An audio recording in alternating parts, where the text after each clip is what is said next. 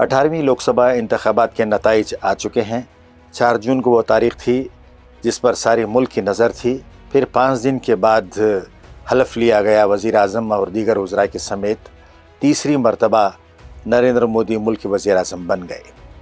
मगर जो बातें इलेक्शन से पहले अपनी तकरीर में दहाड़ते हुए कहा करते थे मोदी के इस बार जो है 400 पार जाएंगी उनकी स्ट्रेंथ, मगर ऐसा हो न सका। 240 पर उन्हें इक्तफ़ा करना पड़ा और एनडीए की तकरीबन 292 सीटें आईं और जो मैजिक नंबर जिसको 272 कहा जाता था वो भी बीजेपी हासिल नहीं कर सकी, पार नहीं कर सकी। इस तरह इंडिया अलायंस ने 232 सीटें हासिल की हैं। गुज़िश्ता 2019 में कांग्रेस ने जहां 44 सीटों पर इक्तफ़ा कर लिया था, इस बार उसकी तादाद बढ़कर 99 हो गई।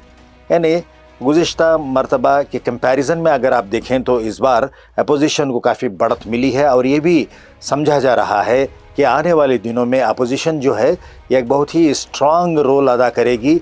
लोगों की जो वॉइसलेस लोग हैं इस मुल्क की, उनकी आवाज़ बनकर अपोजिशन काम करेगी।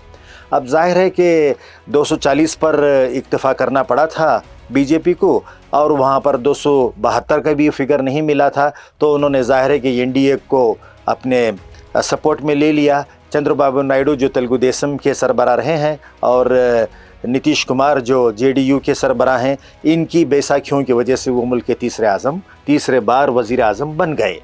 मगर हुआ यूँ है कि 2014 से लेकर 2019 तक, यानी जो एक पहला दौर गुज़रा नरेंद्र मोदी का, उसमें मुसलमान वज़रा की नुमाइंदगी थी। यानी पहले दौर में अगर देखते हैं, पहले चरण में 2014 में 3 मुस्लिम मिनिस्टर्स मोदी के कैबिनेट में थे। एक थी मोहतरमा नजमा हेपतुल्ला जिन्हें कैबिनेट का दर्जा दिया गया था।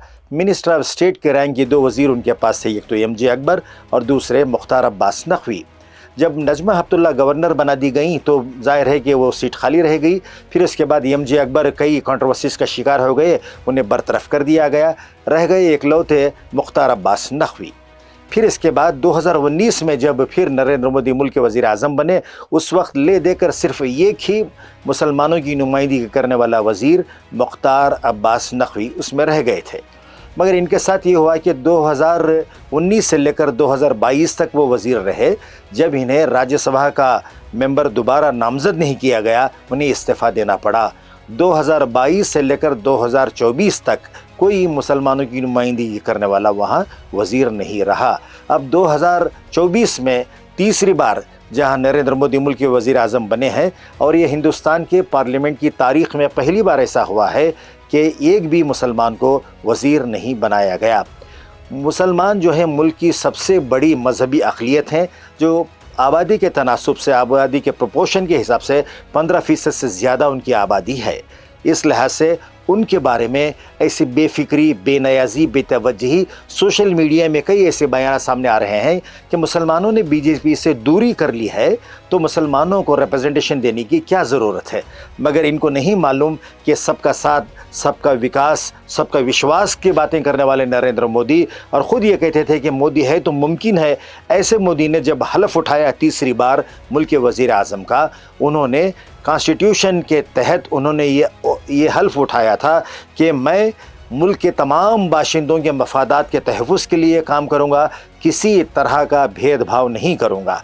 अब तो जहाँ उन्होंने मुसलमानों को अपनी कैबिनेट में रिप्रेजेंटेशन नहीं दिया, नुमाइंदगी नहीं दी, तो हमें यही बात समझ में आती है कि वज़ीर आज़म मोदी और सियासतदान मोदी में बिल्कुल फ़र्क है।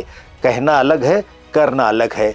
अब ये तासुर दिया जा रहा है कि मुसलमानों के ताल्लुक़ से नरेंद्र मोदी की गवर्नमेंट कोई तौर पर संजीदा नहीं है। अलबत्ता ये सोचा जा रहा है, ये क़ियास लगाया जा रहा है कि 10 साल के अपनी कारकर्दगी में, 10 साल के अपने परफॉर्मेंस में मोदी ने जिस तरह से आमिराना डिक्टेटरशिप का जो रवैया अख्तियार किया था, वन साइडेड जहाँ डिसीशंस लिए थे, यूनिलैटरल डिसीशंस लिए थे, ऐसा इस बार नहीं होगा, ऐसा समझा जा रहा है। मगर देखना यह है कि इस बार चूँकि कांग्रेस को जो एनडीए में काफ़ी बढ़त हासिल रही है और इत्तफाक राय से काफ़ी लोगों ने इसरार किया, इंडिया अलायंस के तमाम पार्टनर्स ने, अब Rahul Gandhi leader of opposition बन गए हैं पार्लियामेंट में। अब ये देखना है कि किस तरह और जो मजहबी अक़लियतें हैं उनका हिस्सा ये सरकार कैसे करती है। एक बात और आपको मैं बताता चलूँ कि मोदी की ये जो मौजूदा कैबिनेट है, काबीना, इसमें 10 दलित मेंबर ऑफ पार्लियामेंट को वज़ीर बनाया गया है, 5 रिलीजियस माइनॉरिटीज़ यानी जो मजहबी अक़लियतें हैं, 5 ऐसे अरकान पार्लियामेंट को वज़ारत दी गई है। इसमें 2 सिख बिरादरी से आते हैं और 2 का ताल्लुक़ बुद्ध मज़हब से है और 1 ईसाई हैं। यानी जाहिर है कि बीजेपी ने किसी मुस्लिम उम्मीदवार को इलेक्शन में नहीं उतारा था। ऐसा भी है कि कई मुसलमान भी हैं जो मोदी के हमनवा हैं, भाजपा के हमनवा हैं, इनको भी वज़ीर बनाया जा सकता था।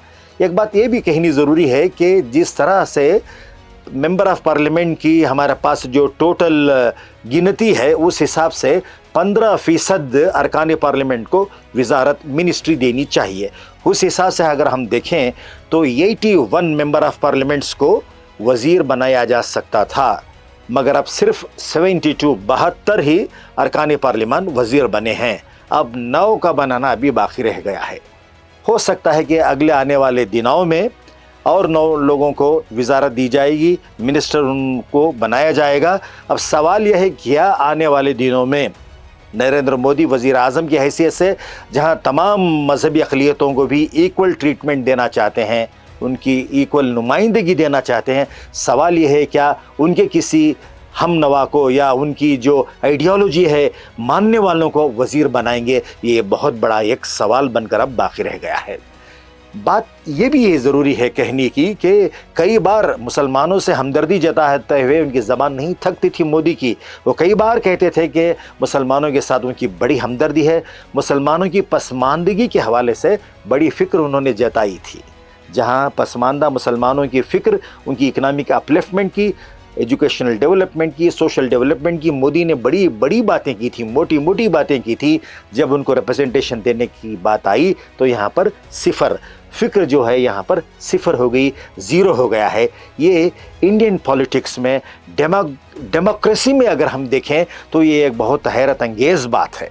और कई लोग ये कहते हैं कि हैरत क्यों भाई, मोदी के हवाले से हैरत क्यों होनी चाहिए? मुसलमानों के हवाले से ज़ाहिर है कि जब पहला पड़ाव ख़त्म हो गया, फर्स्ट फेज़ लोकसभा इलेक्शन का हाल ही में, दूसरे पड़ाव से लेकर सेकेंड फेज़ से लेकर आखिरी फेज़ तक उन्होंने किसी ना किसी तरह से मुसलमानों को निशाना बनाया, हिंदुत्व कार्ड खेलने की कोशिश की, वोट के पोलराइजेशन की कोशिशें की, मनसूबाबंद तौर पर मुसलमानों को, मुल्क में बसने वाले, सदियों से बसने वाले मुसलमानों को, जहाँ मुल्क की आज़ादी से लेकर आज तक मुसलमानों की तामीर में, तश्कील में, डेवलपमेंट में जहाँ मुसलमानों का रोल रहा है, उसको फरामोश करके यहाँ बसने वाले मुसलमानों को गैर कहा गया, घुसपैठिए कहा गया, इंट्रूडर्स कहा गया, और उनके लिबास पर कमेंट हुआ, उनकी दाढ़ी पर कमेंट हुआ, उनकी टोपी पे कमेंट हुआ, उनके खाने पीने पे कमेंट हुआ, रहन सहन पे कमेंट हुआ, उनकी नमाज पे, उनकी अज़ा पे कमेंट होता रहा। ये तमाम चीज़ें मनसूबाबंद तरीक़े से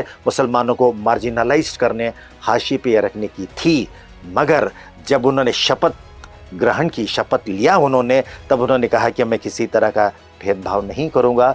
मगर अब जो हुआ है वो लगता है, क्या है वो उसकी हकीकत हम सब जानते हैं। मुसलमानों को नुमाइंदगी नहीं देना ये एक तरीक़े से हिंदुस्तान की पार्लिमानी सियासत, मौजूदा पार्लिमानी सियासत का एक घिनौना पहलू है, जो तशवीशनाक भी है, काबिल गौर भी है और अफसोसनाक भी।